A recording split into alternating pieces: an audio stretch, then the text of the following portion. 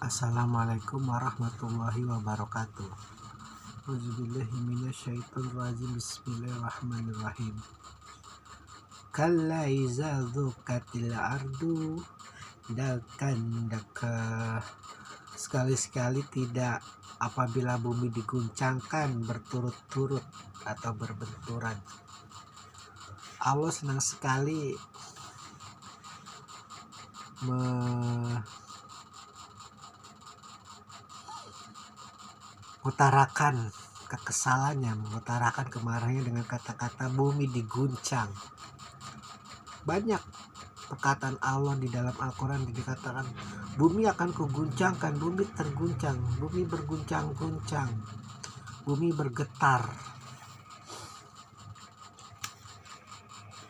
Memang bagi yang memahami kejiwaan manusia bahwa ketika materi sudah meliputi anak cucu Adam, sebenarnya walaupun bumi tidak diguncang juga jiwanya sudah terguncang, karena tujuan hidupnya bukan lagi kepada Allah, bukan lagi mendapat restu Allah, bukan lagi mendapat rahmat Allah, bukan lagi mendapat hidayah Allah. Tujuan hidupnya ya hanya untuk mendapat materi, yang kita manusia itu bagaikan hama, bagaikan virus di alam semesta. Lalu materi itu bentuknya apa lagi di alam semesta? Tujuan hidup yang lebih besar adalah ridhonya Allah. Maka walaupun bumi tidak diguncang berupa gempa bumi atau sebagai mana lainnya, walaupun Allah tidak mengguncangkan bumi dalam bentuk fisik, sebenarnya batin manusia sudah terguncang ketika keilahiahannya, kemanusiaannya, kebenarannya, kerasionalitasannya itu sudah tertutupi dengan benda-benda, dengan zat-zat. Memang sangat terdengar klise, sangat terdengar sarkastik, karena walau bagaimanapun kita tidak mungkin bisa hidup tanpa materi. Ya memang benar, maka jangan terlalu berlebihan mengambilnya. Nanti alam yang mengambil lagi sehingga kalian diguncangkan oleh alam.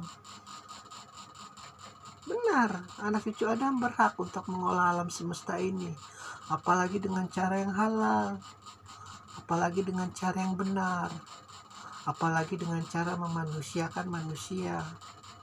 Sangat dianjurkan. Bersenang-senang, tertawa, gembira, ceria boleh, asal jangan semua itu dengan cara menghalalkan kepala orang lain, dengan cara menghisap darah orang lain, dengan cara meluluh lantakan sistem kebenaran, sistem keilahiahan.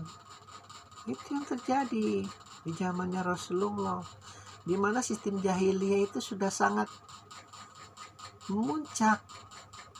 Maka bagi mereka yang paham ilmu keilahiahan, ilmu kebenaran, ilmu hakikat, itu kalau sudah melihat itu mah santai saja sebenarnya, tidak perlu tergesa-gesa, tidak perlu merasa was-was, tidak perlu merasa khawatir, karena Allah pasti akan menurunkan caranya untuk mengatur kembali irama alam semesta ini.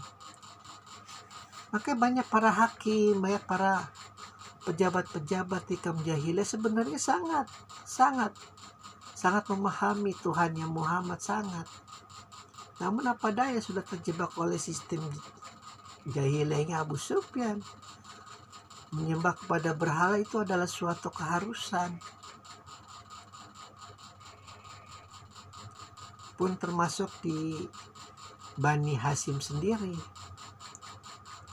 Setengahnya adalah pendukung Rasulullah, setengahnya adalah pembangkang Rasulullah. Abu Jahal itu Abu Lahab itu pamannya, Abu Jahal juga paman jauh, Abu Sufyan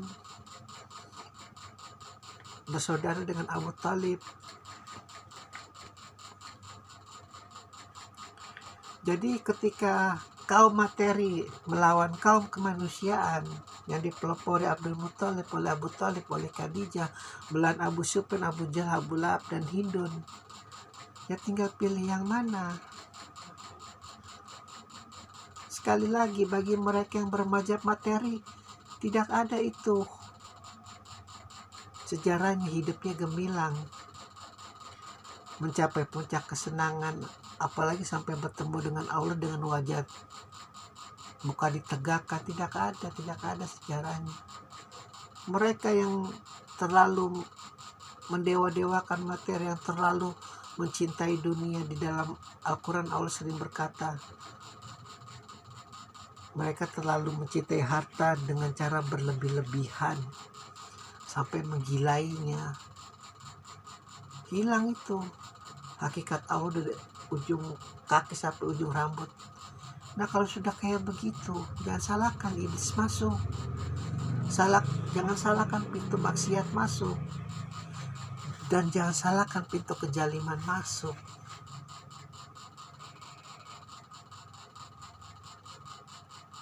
Kalau sekali lagi, kalau kita yang sudah tua-tua ya mau gimana lagi? Paling tinggal menunggu mati. Yang kasihannya yang kecil-kecil itu, yang tidak tahu apa-apa, yang harus menerima akibat dari perbuatan kita, yang terlaknat mengambil uang rakyat, memperkerjakan orang dengan cara semena-mena. Mereka yang seharusnya duduk di sana dengan kemampuan pembelajarannya di sekolah tergusur oleh sistem nepotisme yang luar biasa jalim, sangat jalim. Hanya karena pamannya Sudin atau punya terdekat di sistem pemerintahan, enak saja comot-comot pegawai negeri dengan cara seperti nyomot batu di kali. Sebenarnya yang harus kita comot itu intan permata berlian, yang benar-benar memiliki pengetahuan, yang benar-benar memiliki hati yang baik, yang benar-benar berjuang untuk rakyat, untuk negara. Hanya modal 20 juta, 50 juta. Makanya itu yang menghalalkan, yang melegalkan semacam itu, insya Allah menjerit bersama Abu Lahab itu di dalam perut bumi, karena jalim. Sehingga pemuda-pemuda kita jadi malas, tidak mau berpikir untuk apa. Yang penting paman gua kuat, yang penting ayah gua kuat, yang penting bibi gua kuat.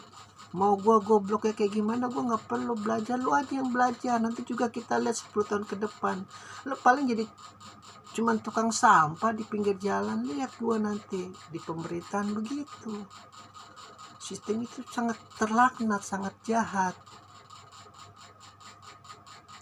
Mereka nanti berkumpul di dalam pemerintahan, mengaduk-aduk. Aduh, itu senang sekali tuh iblis lanatullah kalau sudah kayak begitu. Jadi orang sholat juga percuma, meminta keselamatan, meminta kekayaan, yang gak bakal berhasil kalau pemerintahnya semacam itu. Harus makan saudara sendiri, harus menggal kepala saudara sendiri, harus menikam dari belakang saudara sendiri. Kalau tidak kebagian. Mau hal-hal semacam itu diwariskan kepada anak cucu kita? Mau? Sungguh bejat kalau mau jawabannya. Yang penting hari ini kita hidup kenyang, senggama enak, main judi, main pelacur, minum ban keras. Luar biasa iblis memang. Jadi yang halal jadi haram, yang haram jadi halal. Sebenarnya Allah tidak perlu mengguncangkan bumi bagi mereka yang mencintai harta berlebihan. Sebenarnya jiwanya sudah terguncang. Apalagi ditambah benar-benar guncangan Allah berupa gempa bumi yang berturut-turut. Ini artinya kiamat. Allah sebenarnya bicara tentang kiamat, baik kiamat kecil maupun kiamat besar. Jadi tidak berguna lagi itu hati yang kita tumpuk-tumpuk. Udah kayak orang sakit jiwa numpuk-numpuk harta.